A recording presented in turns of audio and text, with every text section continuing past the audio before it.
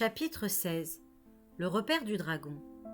Nous atteignîmes Kenmare 2 heures avant l'aube et approchâmes des hauts murs entourant la maison fortifiée de Shay. Arrêté devant le portail par des gardes agressifs, Grimalkin sortit un de ses couteaux et montra ses dents pointues. Dans la lumière des lanternes, elle était effrayante.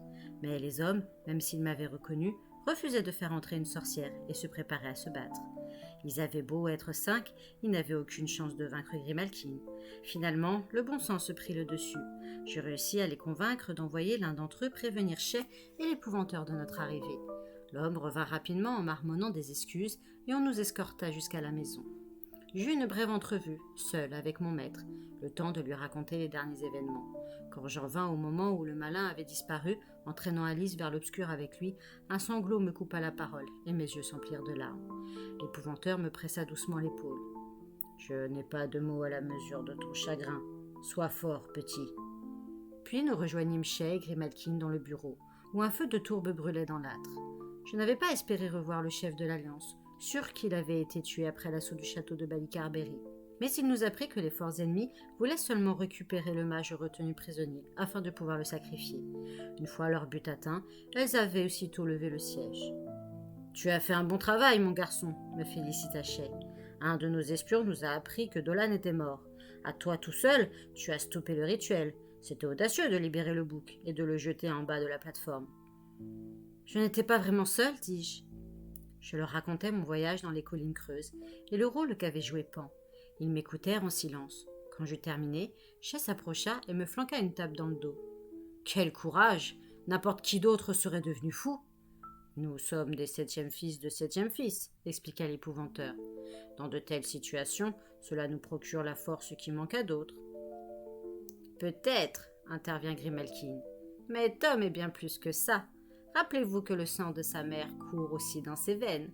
Croyez-vous que, sinon, Pan aurait daigné coopérer ainsi avec vous, John Gregory ? J'en doute. » L'épouvanteur ne trouva rien à répliquer. Il se dirigea vers la table de travail et déplia la carte du Kerry. « Ai-je raison de penser que vous êtes de nouveau dans une impasse face au mage ?» demanda-t-il en s'adressant au chef de l'Alliance. Shay acquiesça. « J'en ai peur. Bien que leur rituel ait été interrompu, ils ont gagné en pouvoir. Une prochaine attaque conduite contre eux se fera à nos risques et périls. »« Eh bien, » reprit l'épouvanteur, « nous allons entreprendre une action des plus dangereuses. Mais si nous réussissons, cela pourrait servir votre cause. Nous allons tenter d'entraver le malin, le démon en personne. En cas de succès, le pouvoir de l'obscur et de tous ceux qui le servent sera amoindri, y compris celui des mages. » Il désigna la carte. « Pour cela, il nous faut un lieu isolé. Vous connaissez le pays. Que suggérez-vous » Shay s'appuya des 2 mains sur la table et étudia le document. Puis il traça de l'index une ligne menant vers Caer-Siven, le long de la côte, remontant vers l'intérieur des terres. « Ici, à Kilnagor, il y a une église en ruine, » dit-il en tapotant un point du doigt. « Les gens la prétendent hantée. Ils ne s'en approchent pas. »« C'est un peu trop près du fort de Steg, » fit remarquer l'épouvanteur. « La pire chose qui puisse nous arriver, c'est qu'un mage vienne s'en mêler quand nous serons en plein préparatif. » Shay déplaça son doigt vers l'est, et il arrêta sur Kenmare. « En ce cas, pourquoi ne pas rester dans le coin ? Cette zone est probablement la plus éloignée de l'influence des mages, et il existe un cercle de pierre à l'extérieur du village. »« Encore un lieu hanté ?» Shay secoua la tête. « Il y a quelque chose, c'est sûr, pas forcément un fantôme. Je me suis rendu là-bas un jour, à la suite d'un pari. Je n'ai rien vu, mais j'ai senti une présence, quelque chose d'énorme et de terrifiant. L'endroit est très effrayant. Les gens préfèrent l'éviter, même en plein jour. Alors la nuit... »« Eh bien, » fit l'épouvanteur avec un sourire, « je suggère que nous allions jeter un coup d'œil à ce cercle de pierre hantée. Cela ressemble fort à ce que nous recherchons. » C'était une belle matinée lumineuse. La gelée blanche recouvrait le sol. Le soleil peinait à réchauffer l'atmosphère, et nos haleines montaient en buée dans l'air froid. Le cercle de pierre n'étant pas très loin, nous avions quitté la demeure de Shay avant le petit déjeuner, dès les premières lueurs du jour. C'était un temps idéal pour marcher, et nous avions emmené les chiens. Ils couraient devant avec des aboiements excités, heureux d'être dehors en notre compagnie. Le cercle de pierre apparut bientôt, au sommet d'une petite colline bordée d'arbres sur 3 côtés. Lors de mes périples avec mon maître, j'avais eu l'occasion d'observer de tels cercles formés de hautes pierres dressées. Celles-ci n'avaient rien d'impressionnant. Certaines n'étaient même pas de gros galets. J'en comptais 12. À l'approche du cercle, les chiens se mirent soudain à gémir. Ils s'aplatirent sur le sol et refusèrent d'avancer. Au frisson glacé qui me parcourut le dos, je sus qu'une créature de l'obscur se tenait non loin de là. Or, à ma grande surprise, mon maître me gratifia d'un de ses rares sourires. « On ne pouvait pas trouver mieux, petit. Cet endroit est le repère d'un dragon, et pas n'importe quel dragon. » Nous le suivîmes à l'intérieur du cercle. Shay paraissait nerveux. Grimalkin elle-même était tendue et gardait la main sur le manche de son plus gros couteau. Je me souvenais vaguement que le bestiaire de mon maître faisait mention de telles créatures. La plupart des gens s'imaginent qu'un dragon est une sorte de gros lézard crachant le feu, expliqua l'épouvanteur. En réalité, il s'agit d'un élémental, un esprit de l'air, invisible mais gigantesque. Celui-ci est probablement lové à l'intérieur de la colline. La vie des dragons s'écoule à un rythme très différent de celui des humains. Pour eux, notre existence dure le temps d'un clignement d'œil. Peu de gens sont capables de détecter la présence d'un dragon, mais nous avons affaire à une créature d'une puissance peu commune. Sentez-vous sa malveillance ? Elle est assez perceptible pour tenir n'importe qui à l'écart, et c'est exactement ce qu'il nous faut. Les sourcils froncés, il se tourna vers Shay.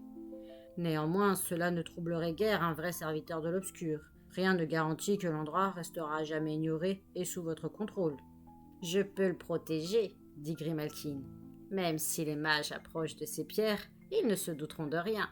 Certes, il existe d'autres puissantes créatures de l'obscur capables de percer ma magie, mais chaque chose en son temps. Oui, nous n'avons aucune raison de remettre nos projets à plus tard, approuva l'épouvanteur. Commençons les préparatifs.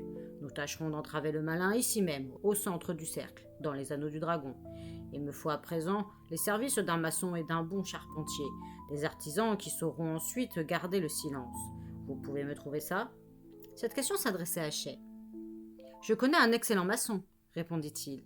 Pour le charpentier, ce sera plus difficile, mais je vais me renseigner. J'ai moi aussi un service à vous demander, intervint Grimalkin. Je dois forger les pics et les clous qui immobiliseront le malin. J'ai remarqué vos superbes écuries. Disposez-vous également d'une forge ? Oui, ainsi que de très bons forgerons que je mettrai à votre service. La forge me suffira, je travaille seul, répliqua sombrement Grimalkin. Très bien, je vous conduirai là-bas tout de suite, lui assura Shay. La présence de la sorcière le rendait nerveux, c'était visible. Parfait, conclut l'épouvanteur. Pendant ce temps, le garçon et moi, nous allons creuser la fosse. De retour à la maison, nous prîmes un rapide petit déjeuner. Puis, munis de nos sacs et de nos 2 solides pelles, nous retournâmes au cercle de pierre.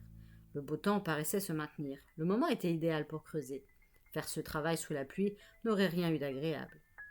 Bien, fit l'épouvanteur quand nous eûmes déposé nos sacs et nos outils au centre du cercle. C'est un bon endroit. Passe-moi une pelle. Il l'enfonça dans le sol meuble et émit un grognement satisfait. Creuser ne sera pas trop difficile. Il faut à présent déterminer les dimensions de la fosse. Tout en sortant de son sac un mètre pliable, il commenta. Le malin apparaîtra sûrement sous sa forme la plus impressionnante, soit au moins 3 fois la taille d'un gobelin. J'espère que tu as retrouvé tes forces après toutes ces épreuves, petit. Cela signifiait une énorme quantité de terre à enlever, mais si je n'étais pas encore au mieux de ma forme, je devais faire la plus grande partie du travail, qui me laisserait le dos raide et les muscles douloureux. Je regardais mon maître tracer avec précision l'emplacement de la fosse sur la terre nue à l'aide de la ficelle tendue sur des chevilles de bois. Quand il eut terminé, je m'emparai de la plus grande pelle et me mis à l'ouvrage. La journée allait être longue. Mon maître se contentait la plupart du temps de regarder. Toutes les heures, cependant, il m'accordait quelques instants de repos et s'y mettait lui-même. Au début, mes réflexions revenaient sans cesse à Alice. Au bout d'un moment, la monotonie des mêmes gestes, indéfiniment répétés, m'engourdit l'esprit, et je ne pensais plus à rien. Alors que je reprenais mon souffle, appuyé sur la pelle, je demandais « Et la pierre qui fermera la fosse ? Elle sera beaucoup plus lourde qu'à l'ordinaire, et il n'y a pas d'arbre où l'accrocher. » Quand on entravait un gobelin, le charpentier fixait à une branche le palan servant à abaisser la dalle. C'est pourquoi nous creusions toujours les fosses sous un grand arbre. L'artisan devra construire un solide portique avec un madrier auquel suspendre la pierre. Ça prendra du temps et ça nous compliquera la tâche. Cet homme et le maçon devront non seulement se montrer adroits et capables ensuite de rester bouche cousue. Il leur faudra aussi une bonne dose de courage. Tu te souviens de ce qui est arrivé au pauvre Billy Bradley ? Billy avait été l'apprenti de John Gregory avant moi. L'épouvanteur, malade, avait dû l'envoyer seul s'occuper d'un dangereux éventreur. Les choses avaient mal tourné. Billy avait eu une main coincée sous la dalle. Après avoir fini de boire le sang contenu dans l'écuelle à pas, le gobelin lui avait mangé les doigts. Le malheureux était mort d'hémorragie. Je hochai tristement la tête. Le charpentier avait paniqué ? Oui, et si lui et son aide avaient gardé leur sang-froid, il aurait soulevé la pierre le temps que Billy retire sa main, et il vivrait encore aujourd'hui. Il nous faut un homme expérimenté, qui ne s'affole pas facilement. Une idée me frappa soudain, le motif sur la dalle. Quand notre tâche sera achevée, graverons-nous un symbole sur la pierre avec nos noms dessus, pour faire savoir que nous avons vaincu le malin lui-même? Cela marquerait certainement l'apogée de ma carrière d'épouvanteur, admit mon maître. Mais cette fois, nous ne laisserons pas de traces. Nous roulerons un rocher par-dessus la dalle. Ainsi, au cours des âges, ceux qui passeront ici penseront qu'il fait partie des pierres levées, et personne ne le déplacera. J'acquiesçai en silence, et il reprit. Tu t'es assez reposé. Laisse là ces spéculations, et remets-toi au travail, si tu t'occupais un peu de la profondeur de la fosse à présent. J'avais creusé méthodiquement, suivant les repères disposés par l'épouvanteur, taillant des bords aussi réguliers que possible. Restait à atteindre la profondeur voulue. Je me remis donc à creuser. Un brusque frisson me parcourut. Et si je dérangeais le dragon dans son repère?